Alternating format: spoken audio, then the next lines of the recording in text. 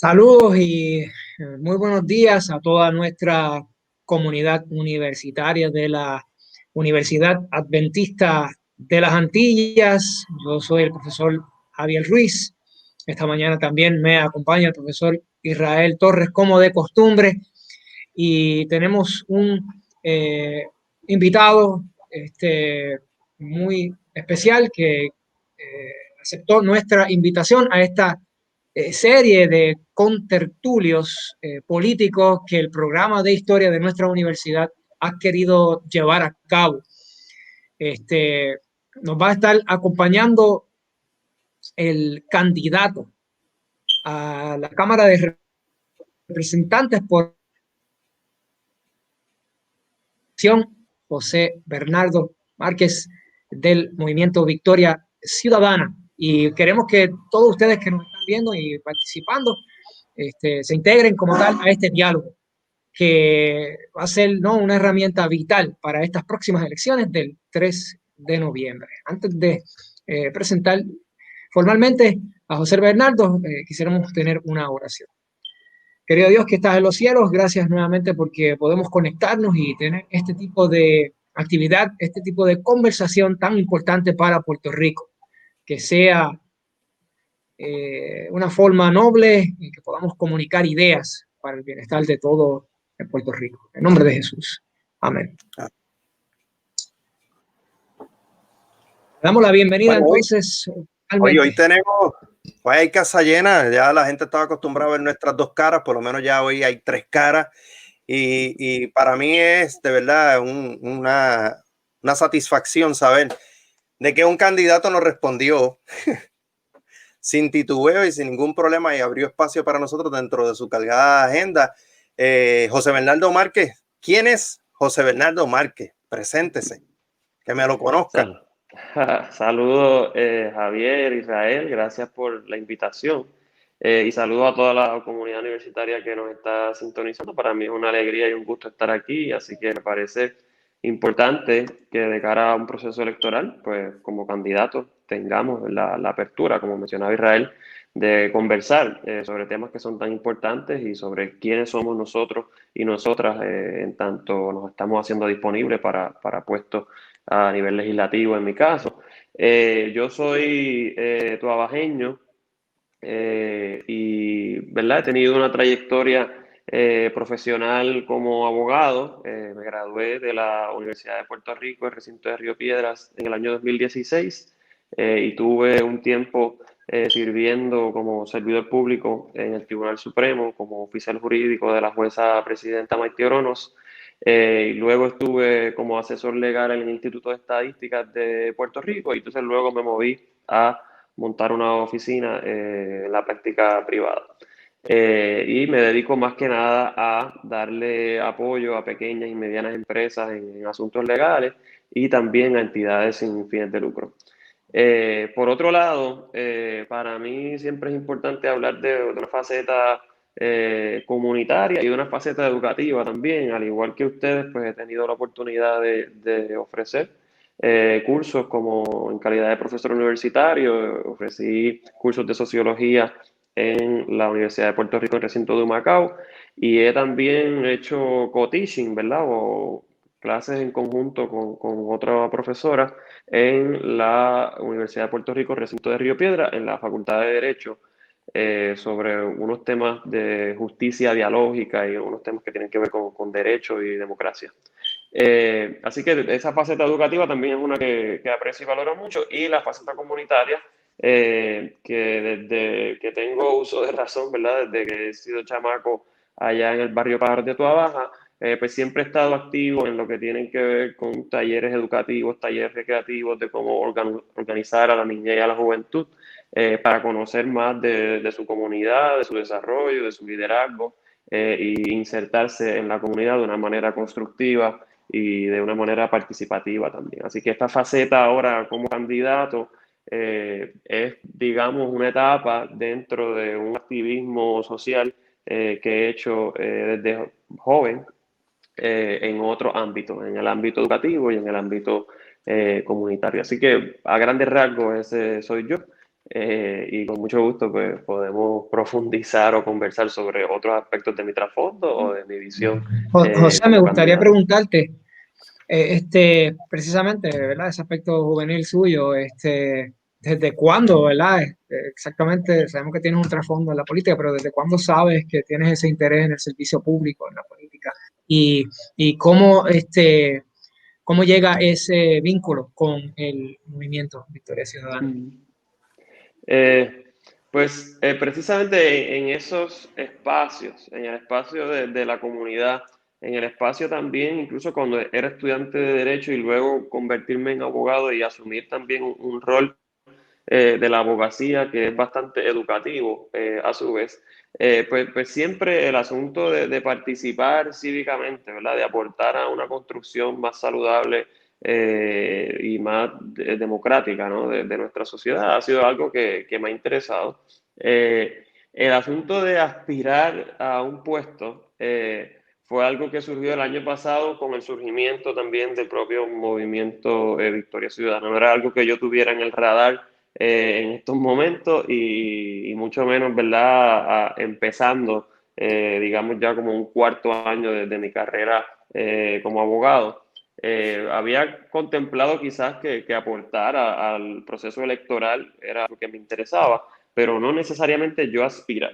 Al surgir el movimiento y ser invitado a reuniones ¿verdad? Los planes de trabajo que se tenían, las proyecciones electorales, la búsqueda de candidatos, pues ahí fue que entré, ¿verdad? En una reflexión muy profunda de si era el momento de hacerme disponible para algo como esto, particularmente porque muchas veces movimientos nuevos, la actitud que uno asume como ciudadano es vamos a ver cómo les va, ¿verdad? Vamos a esperar cómo ocurre este primer proceso electoral y quizás más adelante pues puedo colaborar, puedo insertarme. Entonces es una actitud que puede ser bastante cómoda, ¿verdad? Acomodaticia. Y yo entendía que precisamente por la ausencia de personas que dijeran presente, que se hicieran disponibles, que se arriesgaran a participar activamente en el ruedo electoral, era que a lo mejor otros proyectos previos no habían podido calar en el electorado de una manera más significativa.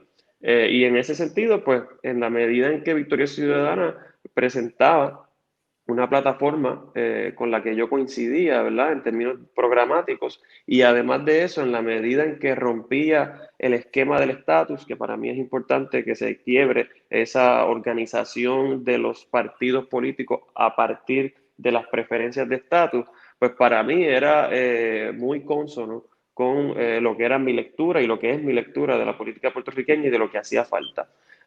Así que en la medida que hacía falta también candidatos en ese momento a representantes de Toa Baja, pues dije, ¿por qué no? Vamos a colaborar con el movimiento, vamos a hacernos disponibles y vamos a construir esta alternativa política. Las alternativas que el país necesita no van a caer del cielo, se construyen con participación, se construyen con organización, toman tiempo, son difíciles, son arriesgadas y precisamente por eso es que seguimos, a mi modo de ver, rehenes de lo que han sido las tradiciones políticas que nos han traído a los problemas en los que estamos. Así que un poco la reflexión fue, pues no hay mucho más que decir ni que buscar, solamente explorar esa alternativa, articular una campaña que logre calar en el electorado. Y aquí estamos. Originalmente era al distrito de Toa Baja. Lo que ocurre fue que luego se dio una vacante en el movimiento a representante por acumulación. Entonces yo me hice disponible a llenar esa vacante y en una elección especial que se dio en el verano, pues salí favorecido. Y ahora estamos de cara a la elección del 3 de noviembre como candidato a representante por acumulación. Mira, es bien interesante porque cada vez que tengo una pregunta me la contesta. Yo tengo como 5 preguntas para hacerte y las 5 preguntas para contestarte a ella. ¿Qué te dio por meterte en política? Independientemente de la familia. Pero sobre el asunto del estatus, que es algo que te movió también, a ver que de repente había un movimiento que no monopolizaba, no es ideológico, vamos, no es un movimiento ideológico, sino que tiene una apertura a que realmente veamos esto como uno de los problemas principales que ha impedido que el país se mueva. El desarrollo socioeconómico del país está íntimamente relacionado con esta situación también. Y hay mucho conformismo también y mucha tranquilidad porque quizás como cultura nosotros hemos entendido que siempre vamos a tener comida en la alacena. Aunque sea una vez, siempre vas a comer. Eso yo siempre digo que una vez que te toca en el estómago es que tú tomas decisiones. Mientras no te toca en el estómago, tú estás tranquilo. Eso lo vemos cada vez que hemos tenido una crisis natural, digamos los terremotos o en el caso de los huracanes. Pero en el caso del estatus me parece interesante porque la figura del movimiento abiertamente ha presentado su opción de estatus. Abiertamente ha dicho que es independentista. Nadie tiene por qué explicar lo que es la independencia. La independencia es sumamente clara. Los procesos para que se llegue ahí es distinto. Ahora bien, me parece que lo vi en Jugando Pelota Dura cuando mencionó que usted es estadista. ¿Cómo coexisten ahí personas que tienen un ideal de alterar la relación de una forma distinta y otro de construir una relación de una forma también no distinta a la que tenemos hoy día, porque la relación continúa con Estados Unidos, pero de forma distinta al resto de o parte de los líderes? ¿Cómo coexisten ahí? Sí. Y si son reales, porque, disculpa, porque ayer estaba cambiando de canales, pues la muñeca hablaba ayer sobre que había gente ahí que decía que era estadista, pero no eran estadistas nada. Y estaban utilizando una cantidad de falacias inmensas. Yo es algo que no soporto, las falacias argumentativas me dan rash.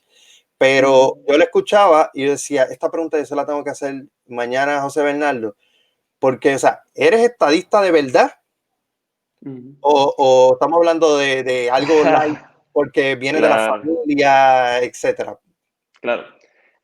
No, bueno, yo creo en la estadidad para Puerto Rico, creo en la descolonización primero, ¿verdad? Creo que la subordinación política histórica del país es insostenible, ilegítima, es inaudito que en el siglo XXI esté siendo gobernado un pueblo por personas que no elige, por leyes que no tuvo aprobación directa ni indirecta. Y en esa búsqueda de una solución a ese problema de la colonia en Puerto Rico, pues la opción que yo prefiero es la estadidad.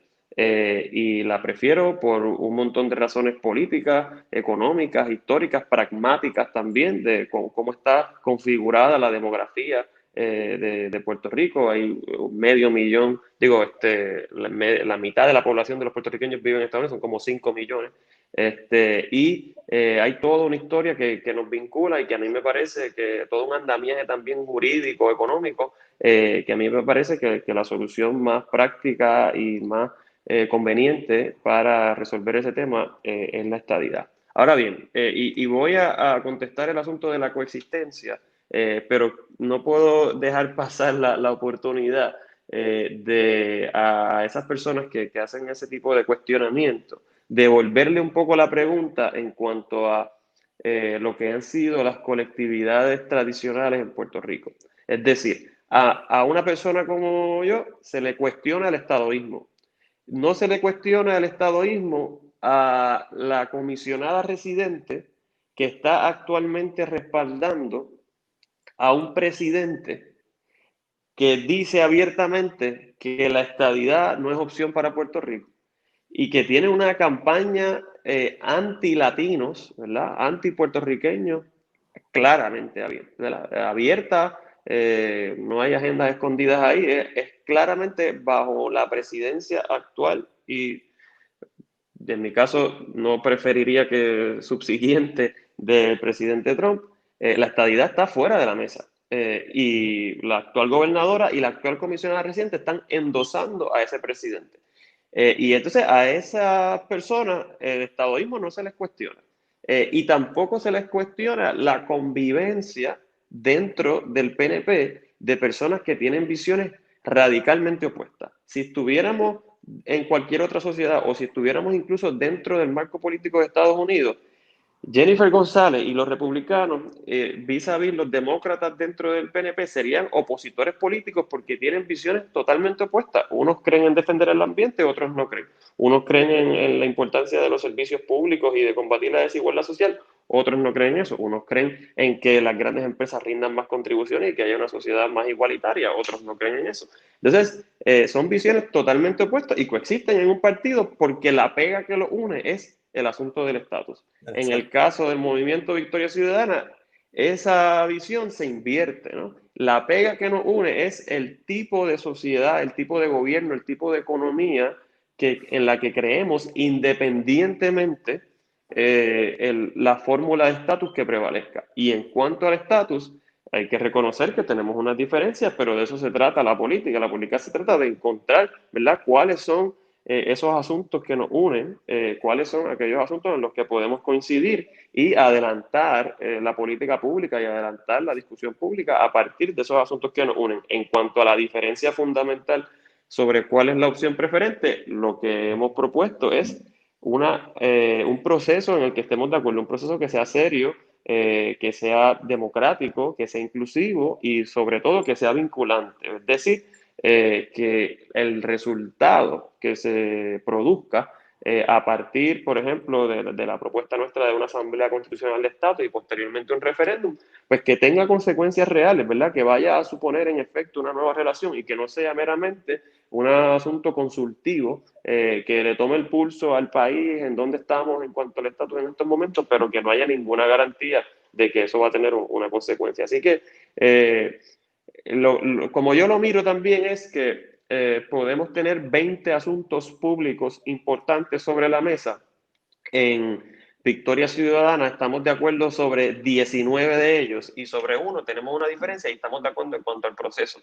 En los partidos tradicionales a mí me parece que es al revés, ¿verdad? Tienes 20 asuntos, estoy diciendo 20, ¿verdad? Como por decir un número, ¿no? 20 asuntos importantes, el único que lo une es el estatus y en el resto, ahí sí que me parece que hay un meollo y que puedes tener gente conservadora, puedes tener gente liberal, puedes tener gente progresista y eso es un cuestionamiento importante que hay que devolverle a esos partidos tradicionales. Pero en este caso, ¿qué piensas sobre que todavía más del 40% del país, según las consultas de estatus, han preferido la actual relación? O sea, porque a veces nosotros hablamos que la descolonización debe ser urgente, que el colonialismo es un problema, pero todavía hay 45% o más del electorado que le gusta ese tipo de relación. O sea, asumiendo que se puede hacer una Asamblea Constitucional de Estatus, que es la que favorecen tanto Victoria Ciudadana como el Partido Popular, como el Partido Independentista, aunque cada uno pues tenga una forma distinta de cómo se vaya a hacer el proceso, pero tienen eso. ¿Se descartaría ese 45% histórico que hemos visto a través de las consultas? Bueno, yo creo que eso ha cambiado. Sé que han habido unas consultas en donde, particularmente en los 90, en donde se respaldó y principios de este siglo, ¿no? La consulta me parece de 2012, que estaba dividido en dos preguntas. En la primera pregunta se rechaza el estatus actual. Y aunque luego pues el electorado se divide sobre cuál sería la opción que prefiere. Así que me parece que también ha habido un asunto del diseño de estas consultas que se prestan a mucha demagogia y a mucha forcejeo político y no necesariamente se lleva a cabo con el conocimiento, la información y la deliberación pública necesaria para que la gente vaya a votar conforme a lo que de verdad piensa. Sin embargo, en esa pregunta, a mí me pareció bien interesante, porque esa pregunta, yo pensé que esa pregunta de si está sobre la actual relación, ese sí y no, yo pensé que junto a los estadistas y los independentistas iba a haber, digamos, una mayoría de tipo Partido Popular, consulta 1963. Y no fue tan amplia, o sea, todavía hay un 48% que le gusta la relación. Entonces, se lo enfoco porque, ok, coincidimos en que el colonialismo ha sido un impedimento para desarrollo. Sin embargo, todavía hay una gran cantidad de personas que sí están de acuerdo con eso todavía, pero una cantidad fuerte. O sea, no hay un 15% que diga, ay, sí, me gusta la relación. Hay más de un 40%. Y en esa consulta se evidenció que había un 48 punto algo por ciento de personas que todavía querían la actual relación. Esto no será un asunto que los partidos políticos han tratado de utilizar para mantener a sus grupos ahí firmes y mantenerse en el poder utilizando el aspecto ideológico. Porque al fin y al cabo, asumamos que Alessandra Lúgaro se convierte en gobernadora, va a gobernar la colonia. Asumamos que Eliezer Molina va a gobernar la colonia, que Juan Dalmau va a gobernar la colonia. O sea, eso esa relación no se va a alterar de inmediato, pero es que en la mente del puertorriqueño, nosotros como cultura, lo que hemos conocido es una cosa. Y también hemos idealizado cómo es la relación con Estados Unidos. O sea, sufrimos de síndrome de Estocolmo, no nos damos cuenta. El ser humano maltratado y no nos damos cuenta. ¿Por qué? Porque todavía tenemos suplidas necesidades. Algunos más, otros menos, pero todavía hay necesidades suplidas. Si en la mesa no está, por lo menos en la mesa del presidente, y el presidente no es el que decide el asunto de la relación, eso le compete al Congreso de los Estados Unidos, pero si en la mesa aún del Congreso no está el asunto de la estadidad, y ellos no han sido capaces históricamente de determinar una solución al problema, para ellos la solución fue la misma de 1900, la colonia. Ellos han sostenido en eso, la misma decisión de la ley Foraker hasta el día de hoy. ¿Por qué seguir aspirando a tratar de cambiar eso o llevarlo como algo, como punta de lanza para que eso dé paso a los desarrollos sociales y económicos? O sea, no se pueden desarrollar social y económicamente bajo la relación actual. Bueno, yo coincido parcialmente con algo que hay una publicación que salió hace no tanto de un historiador, Rubén Nazario Velasco, que se llama La historia de los derrotados, y él ahí hace una teoría similar, un poco diciendo, bueno, hay unos poderes existentes en Puerto Rico que no se han utilizado bien, hemos mal administrado el país y eso ha sido en gran parte responsable de muchas de las crisis que tenemos. Y en ese sentido, pues reconocer la incapacidad de utilizar bien nuestro gobierno, nuestras facultades políticas, económicas, reconozco que eso es un problema y que hay que empezar por ahí. Pero me parece también que así como hay unos poderes existentes, que es un poco la tesis del libro, hay también unos poderes faltantes o unos poderes restantes que son importantes. Y lo hemos visto también en el contexto de la Junta de Control Fiscal, ¿verdad? La creación de una ley y la imposición de una junta de la manera en la que se hizo, no ocurriría en otra jurisdicción. Uno podría decir, bueno, sí, los procesos de quiebra siempre tienen un síndico, claro, pero es una ley que aprueba ese estado o es una ley que aprueba el gobierno federal por quien uno tiene algún tipo de representación a la prueba. O sea, hay un hilo o una legitimidad democrática en la institución de ese mecanismo de quiebra, en el nuestro no. Y eso como un ejemplo, entre otros, que sabemos que la falta de ¿verdad? De unos poderes plenarios sobre nuestra democracia, pues afectan el desarrollo económico, afectan nuestro desarrollo también político y democrático. Así que yo quisiera, ¿verdad?, un poco comunicar que entiendo por dónde viene el cuestionamiento y reconozco que dentro del marco que existe en Puerto Rico pudiéramos tener una sociedad mucho mejor. Así que yo no caigo, ¿verdad?, en la actitud de atribuirle todos los problemas al tema del coloniaje, pero sí entiendo que es un problema y que también es un problema en términos de, yo diría que hasta culturalmente, ¿verdad? Cómo se sigue organizando la sociedad a partir de una relación que se sabe que está como en un limbo, ¿no? Entonces eso afecta también cultural, sociológicamente, si se quiere, y al punto de que estamos organizados a partir de una relación que se interpreta, ¿no?, directa o indirectamente, que es temporera, que es intermedia y que se tiene que solucionar. Entonces, por muchísimas razones, políticas, sociales, culturales, a mí me parece que es importante que eso siga siendo parte de la agenda y que sea medular. Pero en ese sentido, pues Victoria Ciudadana tiene otra postura a la que ha sido la tradicional, que es decir, vamos a encaminar un proceso enfocado en descolonizar y en crear las condiciones para poder descolonizar, porque también Ya, aquí se pretende que vamos a poder descolonizar y traer la estadidad mañana y traer la independencia mañana, y eso tampoco es así, ¿no? Entonces hay que crear es que las condiciones el primer allá y Bueno, paso acá. es eso, ahora, que es el primer paso. Claro, O sea, la definitivo. descolonización es el primer paso y ahí es donde ustedes coinciden independientemente de qué tipo de visión es la que tienen. No tanto es el proyecto, sino el aspecto de la descolonización y sobre esa descolonización, una vez que si se diera ese proceso, entonces trabajar sobre eso. Ruiz, tenías una pregunta. bueno, no, aludiendo a eso mismo, porque muchos ahora nuevamente traen a colación el aspecto de que si ganase Joe Biden y tener a un gobernador pro estadista, de que habría entonces ambiente en el Congreso de Estados Unidos en esta ocasión. Digamos que también los demócratas logren mayoría tanto en el Senado como en la Cámara de Representantes.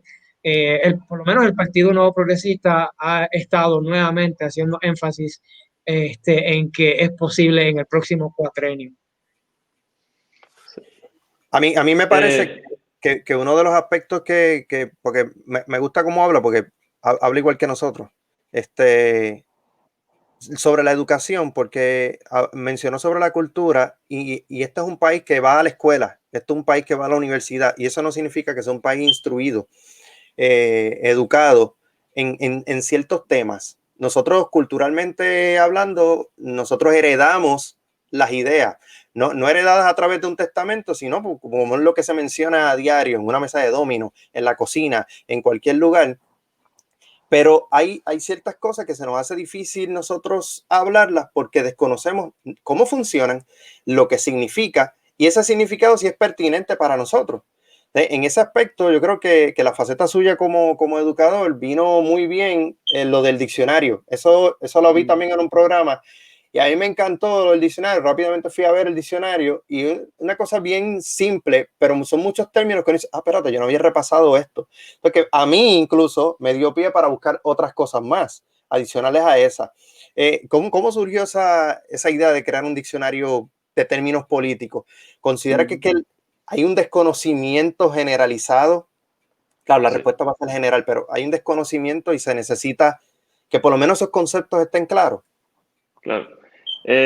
Sí, definitivo. Yo creo que hace falta una educación democrática en Puerto Rico, ¿verdad? Ir a votar no es solamente ejercer y ser parte de una democracia, es también buscar información, conocer cómo funciona el andamiaje político, el andamiaje gubernamental, conocer qué otras herramientas uno tiene para ejercer su voz como ciudadano, incluyendo el voto, pero también otras instancias en las que uno pudiera participar a nivel municipal, a nivel legislativo y a nivel de la rama ejecutiva. Cuando yo estaba en la escuela de Derecho, trabajé en una investigación que tenía que ver con la educación democrática, ¿verdad? Y lo que hicimos yo y un compañero fue investigar qué modelos existían en otros países para educar sobre temas democráticos, por un lado, y también qué bases existían jurídicamente en Puerto Rico para exigir una educación democrática. Y cuando miramos la Constitución de Puerto Rico y el historial de la Constitución de Puerto Rico, nos dimos cuenta que los constituyentes partían de la premisa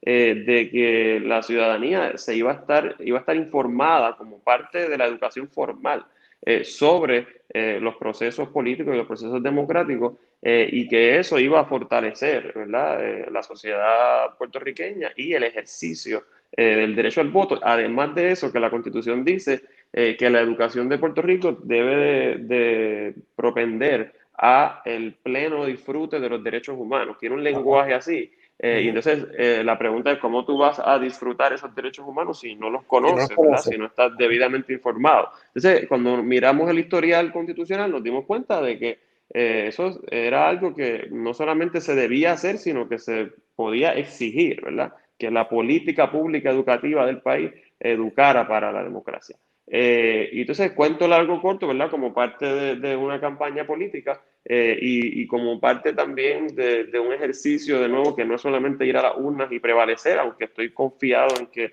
muchísima gente nos va a respaldar con su voto y vamos a entrar a esa legislatura y vamos a representar una nueva voz para el país. También es a aprovechar el proceso electoral para poner de moda la política, ¿verdad? Para que la gente genere una curiosidad, un conocimiento, luego también del verano de 2019, donde la gente estaba conversando sobre qué es la Constitución y por qué esto se puede hacer y por qué esto no se puede hacer. Y entonces un diccionario, como parte del equipo de campaña, nos pareció que era una herramienta que iba a poder nutrir esa discusión pública y que iba a ser lo suficientemente ágil, ¿verdad? Sencillo, para que lo mismo un chamaco de 12 años, lo mismo un estudiante que va a ejercer su voto actualmente por primera vez porque cumplió los 18 años, y lo mismo mi abuela o mi tía pudieran, ¿verdad?, acercarse a ese diccionario y comprenderlo y utilizarlo también como conversación familiar, vecinal, etcétera. Y por esa razón, pues, creamos este diccionario que tiene 25 conceptos y está disponible en formato electrónico de manera gratuita para quienes quieran accederlo. Aquí pueden Realmente ver la copia. le felicito por eso. Estuvimos hablando el profesor Torrelló antes y pensamos implementarlo en nuestros cursos, como ciencias sociales, cultura occidental, en Puerto Rico, que me parece Buenísimo. muy bueno. Yo quería preguntarle con respecto a unos aspectos que me llamó mucho la atención en su plan de trabajo y es referente a las enmiendas constitucionales que ustedes han por lo menos propuesto, por ejemplo, el de implementar una segunda vuelta electoral que considero, ¿verdad?, democráticamente en Puerto Rico en estos momentos que sería muy útil porque pues, no todos los países o territorios tienen 6 distintos candidatos, por así hablando hacia la gobernación o los distintos partidos políticos, que tenemos 5 para estas elecciones. Democráticamente, pues bueno, se pueden expresar, pero tal vez entonces luchando contra un bipartidismo, ¿verdad?, muy fuerte, pues considero que ahí se pueden ver afectados. Entonces me gustaría saber, ¿verdad?, cómo ustedes podrían trabajar eso, al igual que las otras 2 enmiendas que aluden hacia poder votar por un secretario de Estado, ¿verdad? Para eso con respecto a lo que sucedió el verano pasado, 2019, y tener a una persona administrándonos, ¿verdad?, a la colonia, a Puerto Rico, sin ser elegida para ello, y también referendo hacia un referéndum revocatorio. Y digamos Claro. que, ¿verdad?, a cierto término, pues el pueblo entiende si se le va a poder continuar con su mandato o no. Me gustaría saber cómo ustedes trabajarían en eso. Sí. Quiero empezar haciendo referencia a una imagen que sale en el diccionario rápidamente. Y es que cuando se define el bipartidismo, como verán ahí, la imagen que yo utilicé era un embudo. Y ese embudo un poco lo que plantea es que el bipartidismo ocurre no necesariamente o no solamente por una preferencia del electorado, ocurre por diseño, ¿verdad? ¿Cómo está diseñado nuestro sistema? Lo único que permite que se produzca el día de las elecciones son que prevalezcan 2 partidos. Y eso va a la ausencia, por ejemplo, de educación sobre los procesos políticos y sobre la alternativa. Y va también a el diseño electoral, incluyendo la Constitución de Puerto Rico. Y en ese sentido, el tema de una segunda vuelta electoral lo que aspira es a que quien sea que vaya a gobernar el país goce con un respaldo mayoritario de quienes fueron a votar. En estas elecciones, quien sea gobernador o gobernadora no va a tener más del 40%, estoy casi seguro. Así que estamos hablando de que alguien va a gobernar con 30 y pico de por ciento y cuidado sin él. De nuevo. Exacto. Pero por lo menos en el caso de Ricardo Rosselló estaba como el 40 y pico todavía. Un Ahora bajará 42%. exacto, ahora bajará al 30 y veremos si más. Y eso es un problema de legitimidad democrática. Y entonces lo que estamos proponiendo es que, al igual que existe en otros lugares y en otras jurisdicciones, que haya una segunda vuelta electoral. Eso quiere decir que primero se elija entre una cantidad más amplia de candidatos y luego de eso los que logren mayor apoyo vayan a una segunda ronda, y que entonces, hasta que no haya un candidato que tenga más del 50%, pues entonces no se concluya el proceso ¿verdad? Electoral. Y eso es Eso importante para que...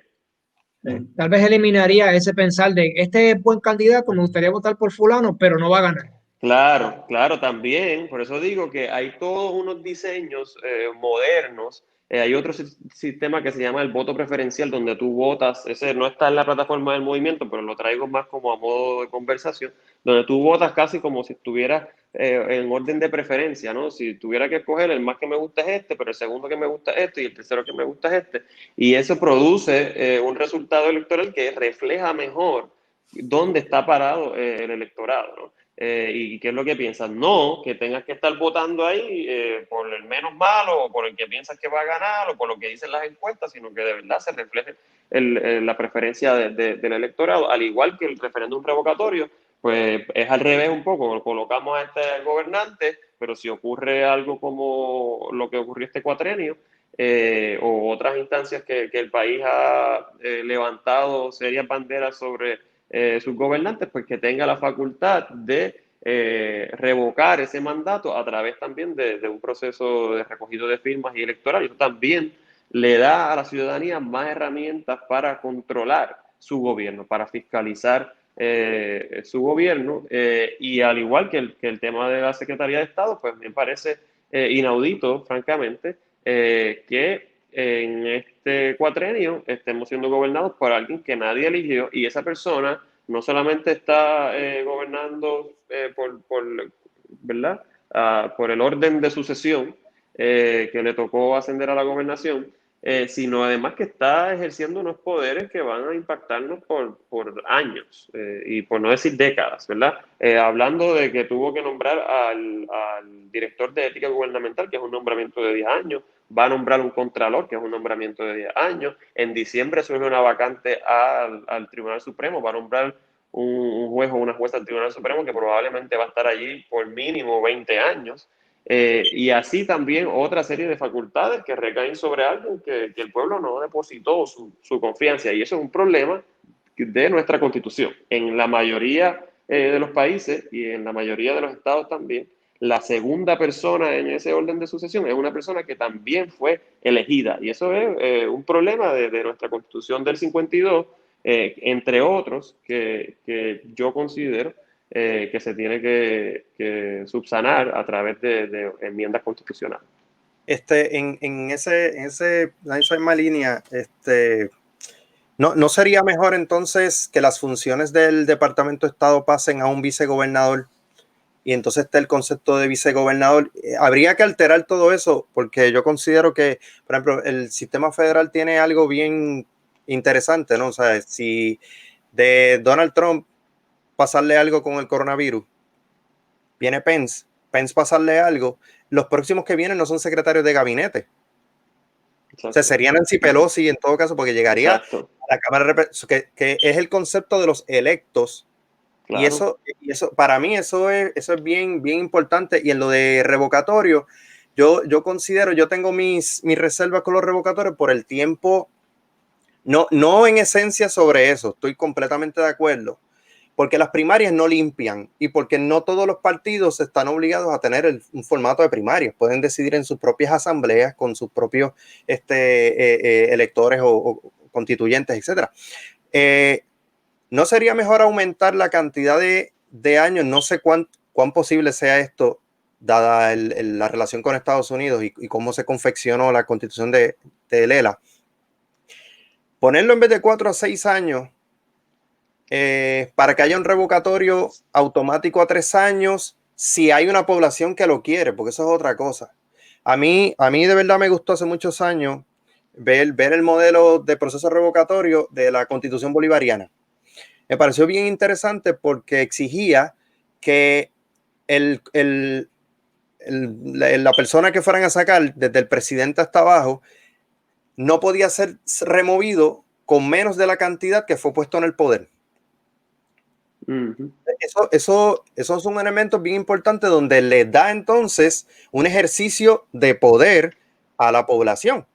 Porque ahora mismo cuando un político le dice, no, porque ustedes tienen el poder, ¿qué poder tenemos nosotros? De ir a las elecciones y ya está, si consistentemente hacen reglamentos, etcétera, que me coartan ese poder de poder expresarme libremente sobre ciertas cosas, que yo estoy completamente de acuerdo. Yo creo que lo primero que habría que enmendar es la cantidad mínima de enmiendas que se pueden hacer para que entonces pueda haber un proyecto que todos los años pueda haber alguna enmienda, porque hemos sido demasiado conservadores.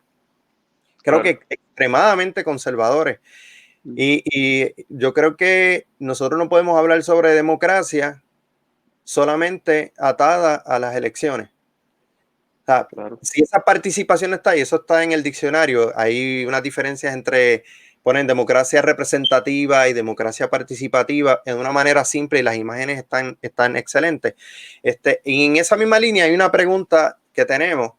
Gabriel pregunta, ¿cómo planifican educar acerca de política sin enseñar las preferencias políticas de cada individuo?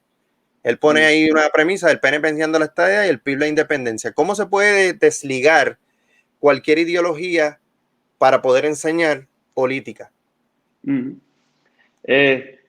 Bueno, eso es una pregunta interesante, porque hay quien plantearía, ¿verdad?, que toda educación tiene ¿verdad?, un marco valorativo, ¿verdad? Tiene una preferencia y filosófico del tipo de sociedad que se quiere promover, ¿verdad? Así que si por ejemplo, en el diccionario que yo trabajé, que es un diccionario fuera del ámbito curricular educativo, un diccionario para la discusión pública política, pues ahí yo estoy plasmando unos conceptos, tratando de ser lo más objetivo posible en cuanto a la neutralidad de los conceptos y que el documento sirva de referencia para quienes respalden mi candidatura y para quienes no la respalden, para quienes respalden el movimiento y para quienes no lo respalden. Pero también estoy haciendo un planteamiento político en algunos de esos conceptos en términos de redefinir unos conceptos. Por ejemplo, el tema de gobierno. Dependiendo de dónde uno está parado políticamente, pues el gobierno puede tener unos roles mínimos de garantizar una seguridad, de dar unos servicios mínimos y ya. En mi caso, yo creo que el gobierno tiene que proveer unos servicios esenciales, tiene que ayudar a combatir la desigualdad. Entonces, reconozco que en ese ejercicio pues hay una visión, no necesariamente una preferencia partidista, pero una visión gubernamental que se está articulando en ese diccionario. A nivel curricular, que quizás pudiera ser por ahí también que va la pregunta, si fuéramos a educar democráticamente en Puerto Rico, pues yo creo que lo importante va a ser que se comunique la diversidad de visiones, ¿verdad? Que no sea una educación que necesariamente esté dirigida a plantear y a promover la visión de un partido o de otro, sino que tiene que hablar de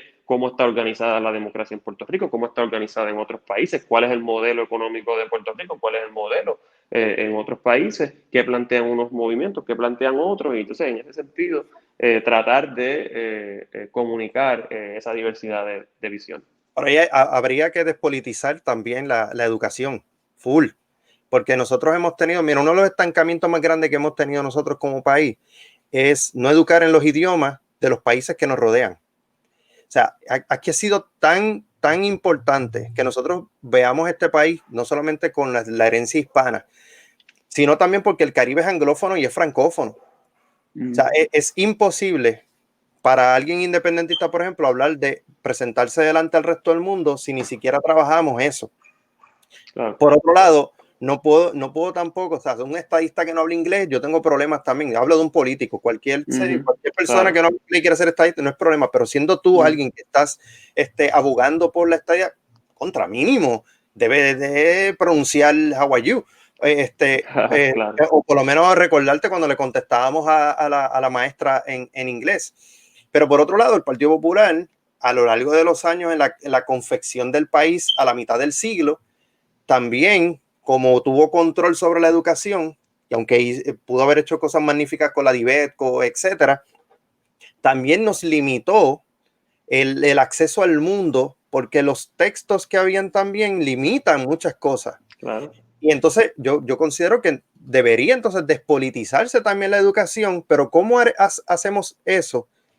Y que digamos que tenga un secretario o secretaria a 10 años, que no sea de ningún partido, o sea por ejemplo, el partido del Nuevo Progresista que está al poder, selecciona uno, va a estar 10 años. Que si llega a otro partido, como quiera, se sigue siendo. ¿Cómo entonces armonizaría, si despolitizamos la educación, cómo armonizaría con el proyecto educativo de un partido que fue avalado en las urnas? Todo su proyecto fue avalado en las urnas. ¿Sabes? Sí. Yo creo que es difícil. Pero ¿cómo se puede hacer eso? Esa conversación sobre cómo despolitizar, despartidizar el sistema educativo se ha estado teniendo. Estoy como escuchando, okay. Se escucha como un feedback. Bien. Se ha estado teniendo en Puerto Rico por varios años. Originalmente se planteó esa idea de, bueno, un secretario o una secretaria de educación a 10 años. Y luego las propias personas, yo trabajé, lo conozco porque trabajé en la mesa del Plan Decenal de Educación como parte de esos diálogos hace ya como 6 o 7 años. Y el grupo se fue moviendo, y cuando digo el grupo son personas, organizaciones educativas, expertos en temas de educación, maestros que estuvieron siendo parte de esa mesa del Plan Decenal de Educación. Se fue moviendo de la idea de un secretario a 10 años a la idea de un plan decenal, ¿verdad? Es decir, que no fuera una figura que va a estar liderando por 10 años el Departamento de Educación, sino es que hay un documento de política pública educativa que tendrá una vigencia de 10 años. Que no importa quién está en la posición, tendría que esa era la propuesta. Esa era la propuesta, se derrotó por el Partido Popular, ese grupo presentó un proyecto de ley, la idea era que no fuera un proyecto también para que dure 10 años, precisamente por las preocupaciones que se interpretara como un proyecto a 10 años del partido de turno. La idea era que ese proyecto se elaborara con amplia participación ciudadana, es decir, que fuera a discutirse por la ciudadanía, por las personas, por la comunidad escolar, y que entonces se desarrollara ese plan para que fuera un plan del país y un proyecto de país y no del partido de turno. Pero eso no logró el aval del Partido Popular Democrático en la administración pasada, y así que por eso a mí me ha parecido muy interesante que para estas elecciones el Partido Popular activó un discurso de mucha participación ciudadana, pero cuando han tenido las herramientas para implementar proyectos así, pues como que se le ha ido la guagua y de momento ahora pues son muy participativos. Pero bueno, digo eso y reconozco a la vez que esta discusión la traigo en calidad de cuál ha sido mi trasfondo y mi conocimiento de este tema en particular. No es una postura programática de Victoria Ciudadana. Victoria Ciudadana está abogando, sí, por descentralizar y despolitizar el sistema educativo, pero desde una lógica de que las decisiones recaigan sobre la comunidad escolar, ¿verdad? Que haya un eje curricular y educativo central, pero que muchos de los aspectos puntuales sobre el sistema educativo se lleven a cabo en la esfera de la comunidad escolar, ¿verdad? A través de procesos participativos de cada una de las comunidades escolares, los maestros, los padres, los estudiantes, etcétera. Así que esa es la visión, ¿verdad? De alguna manera de descentralizar, que respondan las decisiones a lo que la propia comunidad escolar está trayendo como preocupación temática y como preocupación también administrativa, etcétera. Y eso se convierte entonces en un tema que nos incluye, en más que nos excluya. El profesor Ruiz tiene una pregunta. Sí, José Bernardo, me gustaría regresar al tema económico y, ¿verdad? Dado que muchos en nuestra comunidad, particularmente juvenil, tanto tu carácter personal, Movimiento Victoria Ciudadana, ¿cómo poder trabajar el aspecto del empleo y oportunidades para nuestros jóvenes que obviamente luchando mucho contra ese aspecto del desempleo? dado también el efecto negativo que ha tenido la reforma laboral. Y pues también me gustaría considerar si tienes algunas relaciones, algún vínculo con el área oeste que nosotros representamos acá y algunas necesidades que entiendes que hagan Muy bien. mayor falta y que Bueno, pueda usted ayudar acá. claro. El tema laboral, por ejemplo, pues es un compromiso central del movimiento y nosotros estamos comprometidos con revertir lo que fueron esos cambios al andamiaje laboral, el cual ha afectado muchísimo a la juventud, ha afectado a gran parte de la clase trabajadora, pero también a la juventud en términos, por ejemplo, del tiempo que se requiere para tener permanencia en un trabajo, que se aumentó el periodo probatorio, la flexibilización también en lo que tiene que ver con contratistas independientes y ese tipo de ¿verdad? Formatos de rendir unos servicios que también coloca a muchos y muchas jóvenes en una posición de vulnerabilidad en cuanto y de inseguridad económica. Así que eso estamos comprometidos con mayores garantías laborales y sociales para la clase trabajadora. También el respaldo a la economía local, ¿verdad? Más allá de una visión, ¿verdad? Nacionalista o cultural, que está muy bien también, por una visión económica. El respaldar la economía local apoya, ¿verdad? O permite mayores empleos.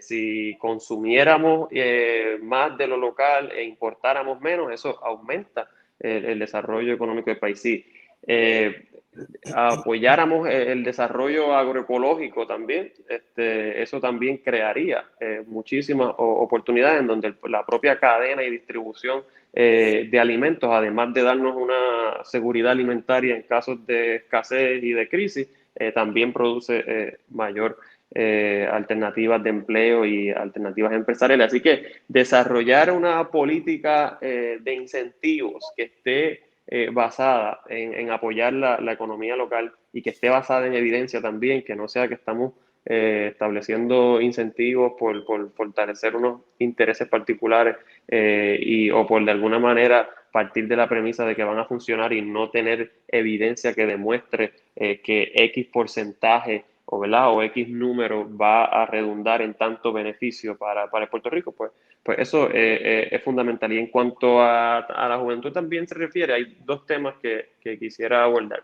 Hay una cantidad de dinero que está llegando para reconstrucción, para el asunto de la pandemia, y yo pensaría que parte de ese presupuesto se pudiera utilizar también para atender dos temas a la vez, ¿verdad? Tienes que atender la reconstrucción y tienes que mitigar los riesgos de la pandemia, pero también tienes a una población que se está graduando y que pueden ser trabajadores sociales y que pueden ser enfermeros y que pueden ser historiadores. digamos, historiadores, epidemiólogos, que pueden estar, definitivo, que pueden, sociólogos, si vamos a cada uno a ponchar con su respectiva profesión, Claro. pueden tener una función que ejercer dentro de ese trabajo que se está haciendo, y si diseñáramos una estrategia para eso, pues también se pudiera destinar parte de ese presupuesto para darle alternativa a los jóvenes, y no se está haciendo porque no se tiene, ¿verdad? Esa planificación y ese lente también a mediano y largo plazo. Y también otro tema que quería abordar que no va directo, pero me parece que influye, es el tema de la corrupción.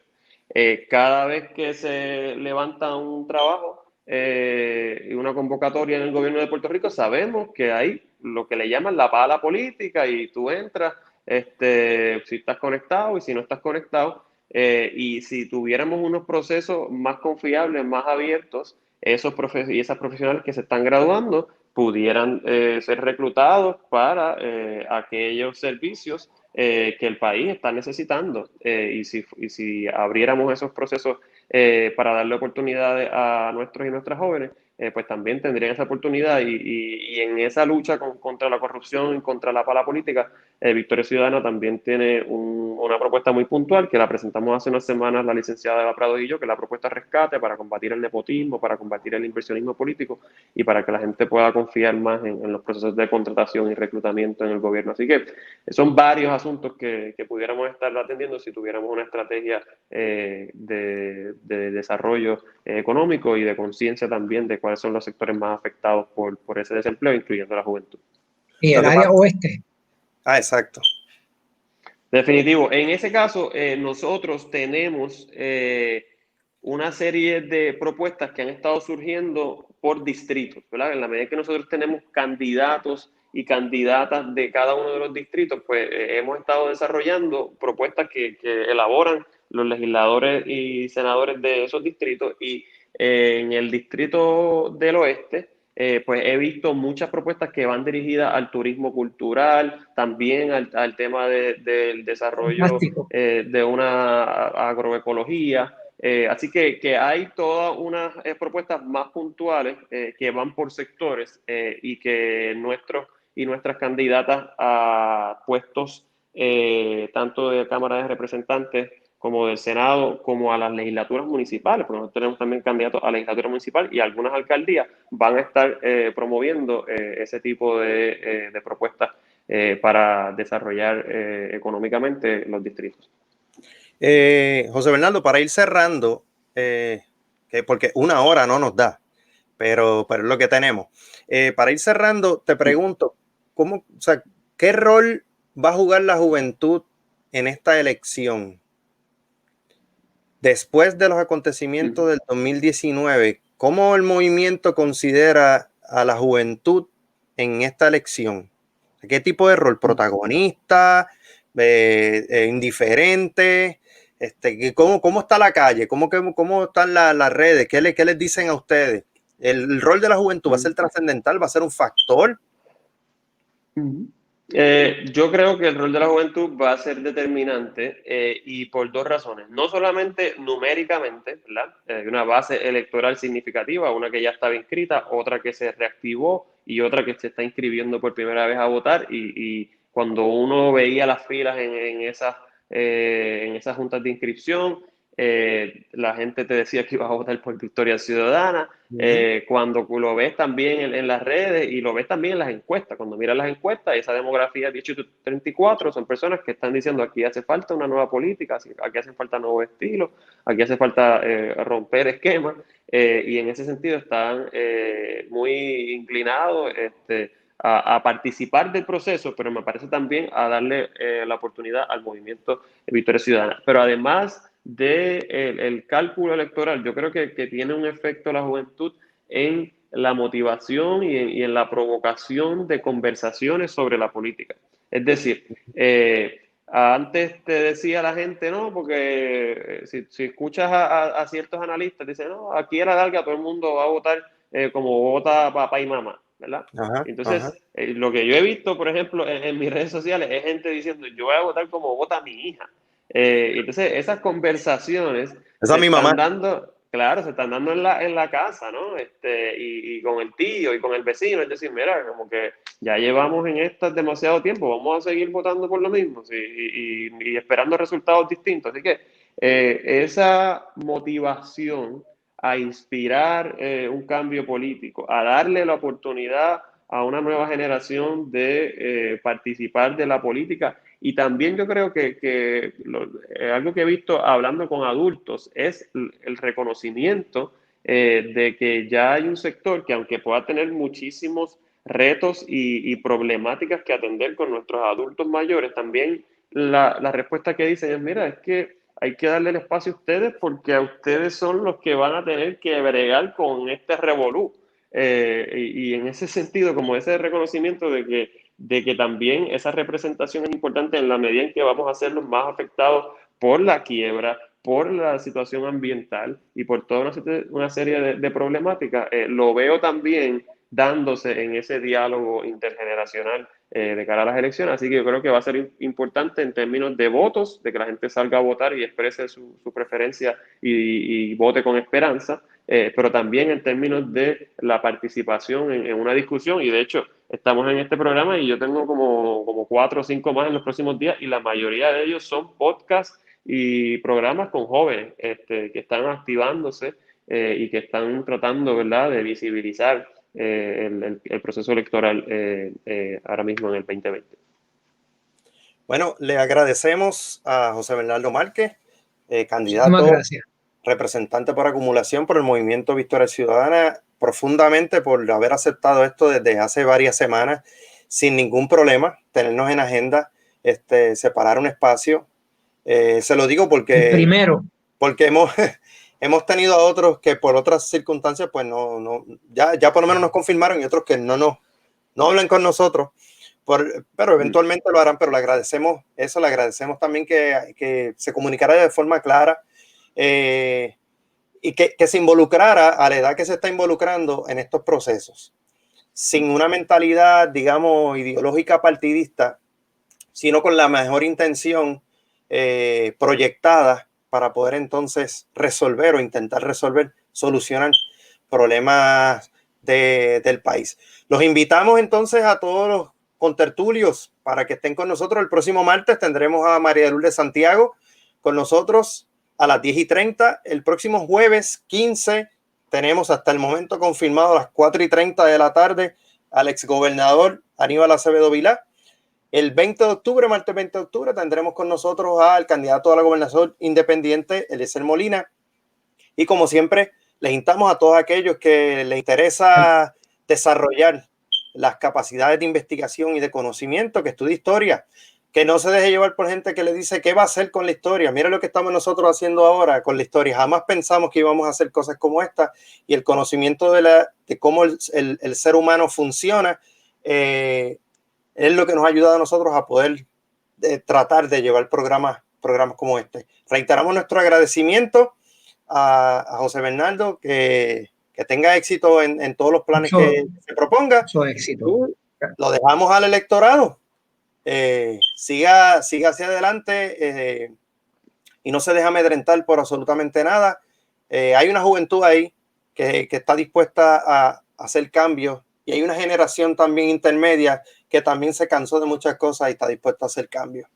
Definitivo. Gracias por la oportunidad a ustedes, Javier, Israel. Un placer, siempre a la orden para conversaciones futuras que quieran tener sobre temas políticos, temas gubernamentales, temas históricos también, sería interesante.